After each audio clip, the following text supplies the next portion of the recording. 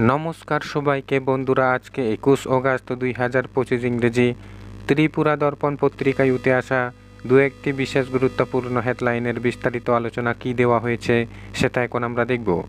প্রথমে যেই হেডলাইনটির বিস্তারিত আলোচনা দেখব সেই হেডলাইনটির নাম হলো শাসক দলে তীব্র কোন্দলে অনাস্থা। এখানে বলা হচ্ছে সিপাহীজলা জেলার বক্সনগর আরডি ব্লকের অন্তর্গত এনসিনগর গ্রাম পঞ্চায়েতে তীব্র রাজনৈতিক অস্থিরতা দেখা দিয়েছে। পঞ্চায়েতের বর্তমান প্রধান হনুপা খাতুন ও উপপ্রধান আবুল মিয়ার বিরুদ্ধে সদলীয় 5 জন মেম্বার অনাস্থা আনেন। এনসিনগর গ্রাম পঞ্চায়েতে মোট 9 জন সদস্য রয়েছেন। এর মধ্যে 5 জন মেম্বার যথাক্রমে আক্তার হোসেন, আব্দুল সাত্তার, ফাতেমা বেগম, মিজানুর রহমান এবং সিরিনা আক্তার পঞ্চায়েত প্রধান ও উপপ্রধানের বিরুদ্ধে লিখিতভাবে অনাস্থা প্রস্তাব জমা দেন সিপাহীজলা জেলা পঞ্চায়েত অফিসারের নিকট বুধবার দুপুর 1:10 নাগাদ। দলীয় সূত্রে জানা যায়, প্রধান ও উপপ্রধান দুজনেই এলাকার বিধায়ক ঘনিষ্ঠ। অভিযোগ অনুযায়ী পঞ্চায়েতের অধিকাংশ গুরুত্বপূর্ণ সিদ্ধান্ত বিধায়কের অঙ্গুলি হেলনেই পরিচালিত হয়। উপপ্রধান আবুল মিয়ার নেতৃত্বে এবং প্রধান হনুপা খাতুনের সহযোগিতায় পঞ্চায়েত কার্যত গোপনীয়ভাবে চালিত হচ্ছে বলে দাবি অন্যান্য সদস্যদের। অভিযোগ করা হয়েছে, কোনো মিটিং বা সিদ্ধান্ত গ্রহণে অন্য মেম্বারদের মতামত নেওয়া হয় না। তাছাড়া প্রধান উপপ্রধান মিলে বেনিফিশিয়ারিদের কাছ থেকে উৎকোষ নিয়ে কাজ প্রদান করেন বলে বিক্ষুব্ধদের অভিযোগ।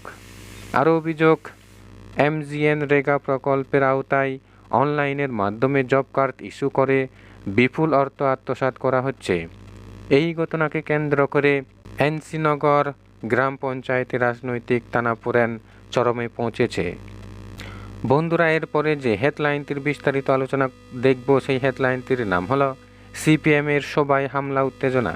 এখানে বলা হচ্ছে, আবারও বিরোধী সিপিআইএম দলের কর্মসূচিতে শাসক দলের দুষ্কৃতিকারীদের বাধা দেওয়ার ঘটনায় উত্তপ্ত হয়ে উঠেছে মেলাঘর। গত কয়েকদিন ধরেই সোনামুড়া মহকুমা জুড়ে সিপিআইএম দলের বিভিন্ন শাখা সংগঠনগুলি কাজল বর্মনের শহীদ দান দিবস পালন করে আসছে। নেওয়া হচ্ছে নানান কর্মসূচি।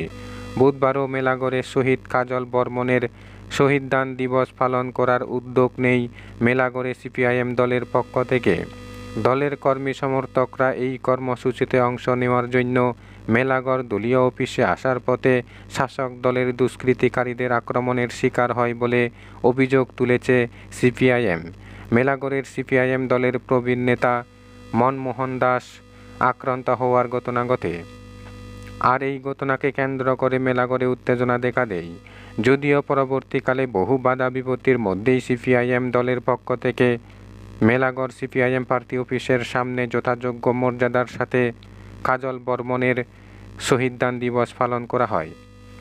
তবে মেলাঘর বালক বিদ্যালয় সংলগ্ন কাজল বর্মনের যে শহীদ বেদি রয়েছে সেখানে যেতে পারেনি। পরিস্থিতি নিয়ন্ত্রণে না থাকায় দলের কর্মীরা দলীয় অফিসের সামনেই তাদের কর্মসূচি সম্পন্ন করতে হয়েছে।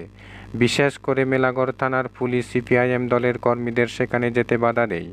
সেখানে নিরাপত্তা ব্যবস্থা ছিল প্রশ্নচিহ্নের মুখে, তাই বাধ্য হয়ে সিপিআইএম দল পুলিশের বাধা মানতে হয়েছে। তারপরেও এক প্রকার পুলিশি ব্যারিকেডের মধ্যেই দলীয় অফিসে কর্মসূচি পালন করতে হয়েছে। এই নিয়ে দিনভর উত্তপ্ত ছিল মেলাঘর। বন্ধুরা, খবর আপাতত এই পর্যন্ত। বন্ধুরা, ভিডিওটি ভালো লাগলে লাইক, শেয়ার, সাবস্ক্রাইব করে আমাদের সঙ্গে থাকুন। ধন্যবাদ সবাইকে ভিডিওটি দেখার জন্য।